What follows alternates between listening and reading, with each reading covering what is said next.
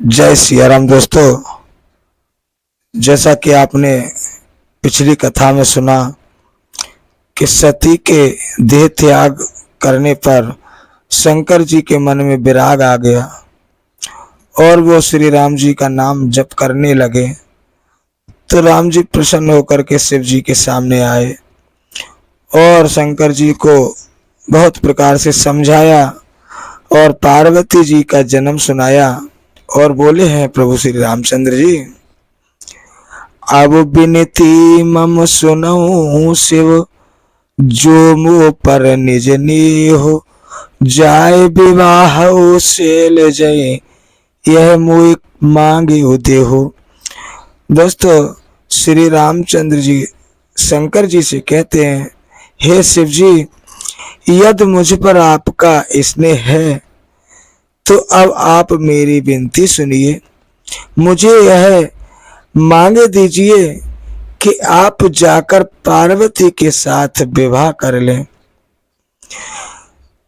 कहे से वो जदपि उचित अस नाही,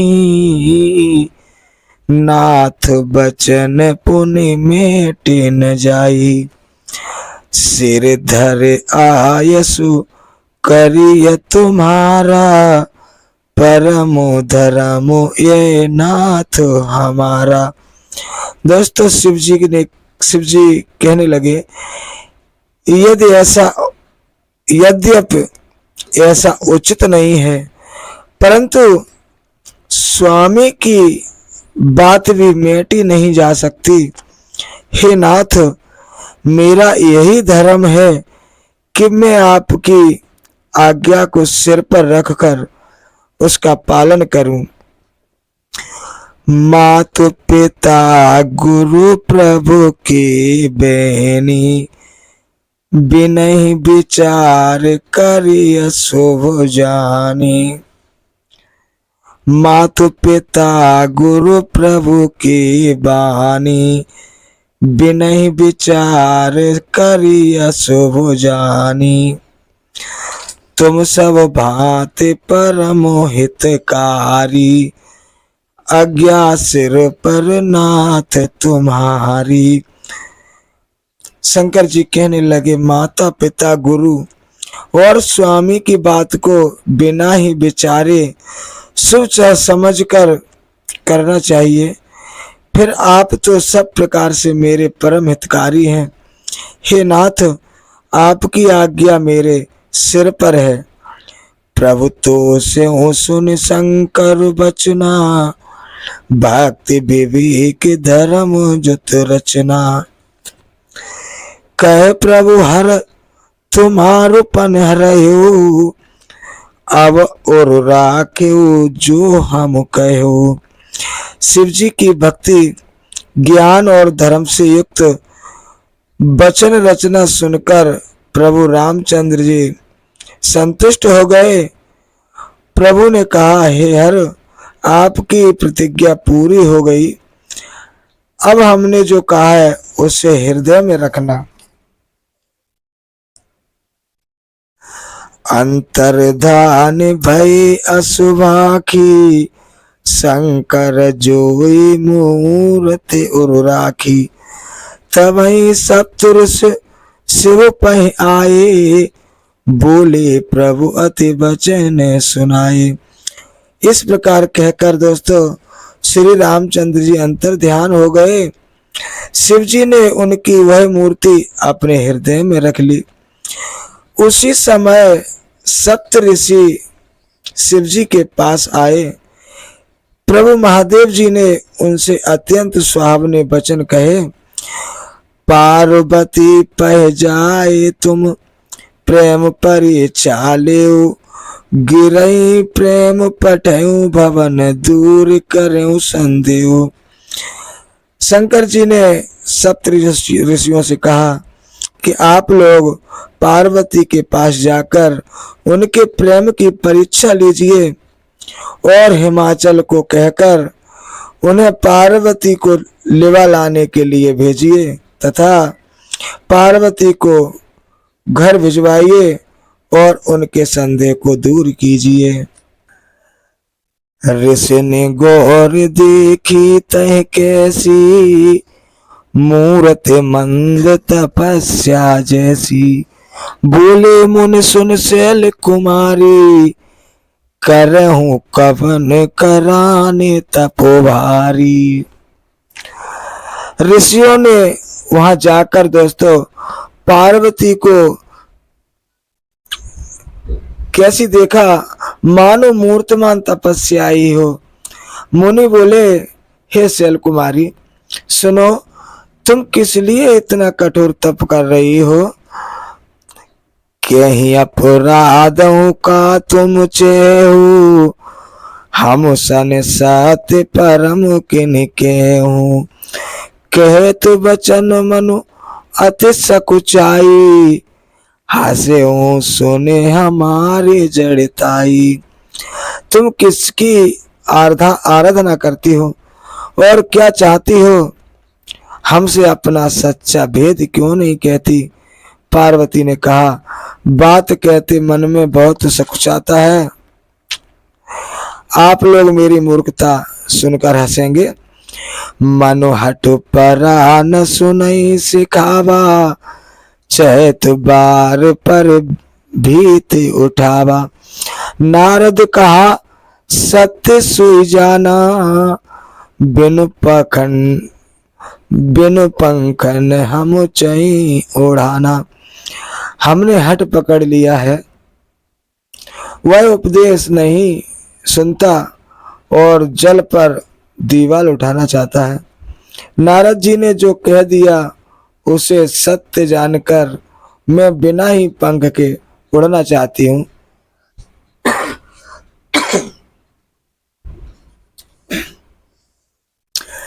देखो मुनि अविवेक हमारा, चाहिए सदा से वही भरतारा।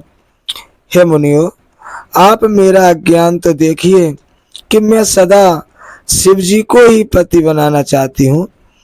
सुनत बचन बिहसी से, गिर संभव तब देह। नारद कर उपदेश सुने, कयो बस्यो के सुगेह। पार्वती जी की बात सुनते ही ऋषि लोग हंस पड़े और बोले, तुम्हारा शरीर पर्वत से ही तो उत्पन्न हुआ है। भला कहो तो नारद का उपदेश सुनकर आज तक किसका घर बसा है? दक्ष सुतन उपदेश निजाई, तिन फिर भवन न देखा आई। चित्रकेतु कर घर उन गाला, कनक कसे पुकर पुण्य असहाला। उन्होंने जाकर दक्ष के पुत्रों को उपदेश दिया था, जिससे उन्होंने फिर लौटकर घर का मुंह भी नहीं देखा। चित्रकेतु के घर को नारद ने ही चौपट किया। फिर यही हाल हिरण्यकश्यप का भी हुआ। नारद से खिजे सुनई नर नारी, अवश्य होए तज भवन भिखारी। मन कपटी तन सज्जन चीना, आप सरस सब ही चहकीना। जो स्त्री पुरुष नारद की सीख सुनते हैं वे घर बार छोड़कर अवश्य भिखारी हो जाते हैं। उनका मन तो कपटी है, शरीर पर सज्जनों के चिन्ह है। वे सभी को अपने समान बनाना चाहते हैं। तहि के बचन मान विश्वासा, तुम चाहो पति सेज उदासा। निर्गुण निलज कुबेश कपाली, अकुल अगे दिगंबर व्याली। उनके वचनों पर विश्वास मानकर तुम ऐसा पति चाहती हो जो स्वभाव से ही उदासीन, गुणहीन, निर्लज्ज, बुरे भेष वाला नर, कपालों की माला पहनने वाला, कुलहीन, बिना घरवार का, नंगा और शरीर पर सांपों को लपेटे रखने वाला, कहूँ कवन सुख असबर पाए, भल भूलहि ठग के बोराए। पंच कहे शिव सती विवाही, पुण्य अवडेर मराय ने नाताही। ऐसे वर को मिलने से कहो तुम्हें क्या सुख होगा, तुम उस ठग के बहकावे में आकर खूब भूली हो। पहले पंचों के कहने से शिव ने सती से विवाह किया था, परंतु फिर उसे त्याग कर मरवा डाला। अब सुख सोवत सोचो नहीं, भीख मांगे भव खाए। सेज एकाकिन की भवन, कबहू किनारे खटाए, कबहू किनारे खटाए। अब शिव जी को कोई चिंता नहीं रही, भीख मांगकर खा लेते हैं और सुख से सोते हैं। ऐसा स्वभाव से ही अकेले रहने वाले के घर भी भला क्या कभी स्त्री टिक सकती है। अजहु मानहु का हमारा, हम तुम कहूँ बरुनी को बेचारा। अति सुंदर सुच सुखद सुशीला, गावहीं वेद जासु जस लीला। अब भी हमारा कहा मानो, हमने तुम्हारे लिए अच्छा वर विचारा है। वह बहुत ही सुंदर, पवित्र, सुखदायक और सुशील है, जिसका यश और लीला वेद गाते हैं। दूषण रहित सकल गुण राशि, श्रीपति पूर्व कुंठ निवासी। असवर तुम्हें मिलाओ भवानी, सुनत बेहस कहे बचन भवानी। वह दोषों से रहित, सारे सद्गुणों की राशि, लक्ष्मी का स्वामी और बैकुंठपुरी का रहने वाला है। हम ऐसे वर को लाकर तुमसे मिला देंगे। यह सुनते ही पार्वती हंसकर बोली, सत्य कहूँ गिरभव तनु एहा, हट न छूट छूटे बरु देहा।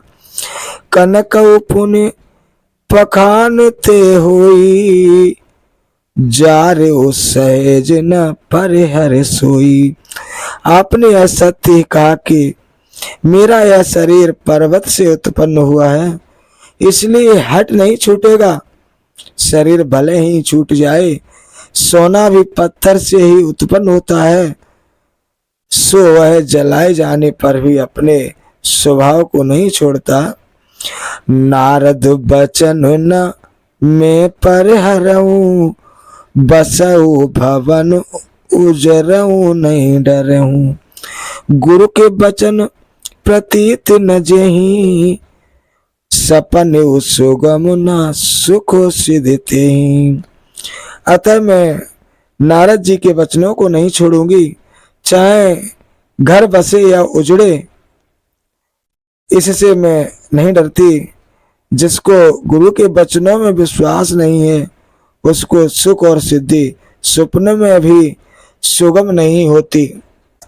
महादेव अवगुण भवन, विष्णु सकल गुण धाम।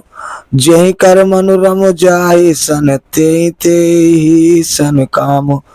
माना कि महादेव जी अवगुणों के भवन हैं और विष्णु समस्त सद्गुणों के धाम हैं, पर जिसका मन जिसमें रम गया उसको तो उसी से काम है। जो तुम मिलते हूँ प्रथम मुनीसा, सुनते हूँ सिख तुम्हारे धर सीसा।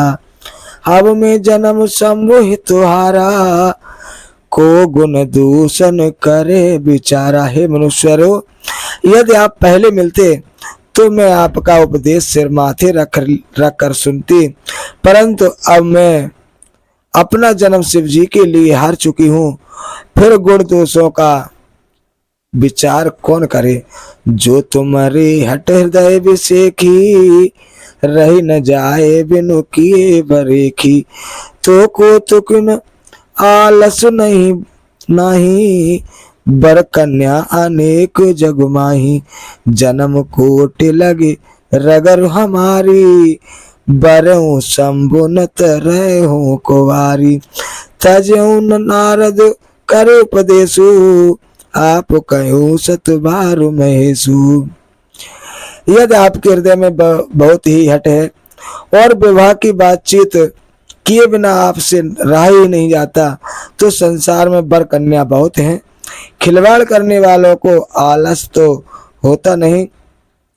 मेरा तो करोड़ों जन्मों तक यही हट रहेगा कि या तो शिव जी को वरूंगी, नहीं तो कुंवारी ही रहूंगी। स्वयं शिव जी तो बार बार कहें, स्वयं शिव जी 100 बार कहें तो भी नारद के उपदेशों को नहीं छोड़ूंगी। मैं पापर हूँ कहूँ जगदम्बा, तुम ग्रह गवन भयो विलंबा, देख प्रेम बोले मुनि ज्ञानी, जय जय जय जगदम्बिकी भवानी। जग जननी पार्वती जी ने फिर कहा कि मैं आपके पैर पड़ती हूँ, आप अपने घर जाइए, बहुत देर हो गई है। प्रेम देखकर ज्ञानी मुनि बोले, हे जगजननी, हे भवानी, आपकी जय हो। तुम माया भगवान शिव सकल जगत पितु मातु, नाय चरण सिर मुन चले पुन पुन हर्षित गातु।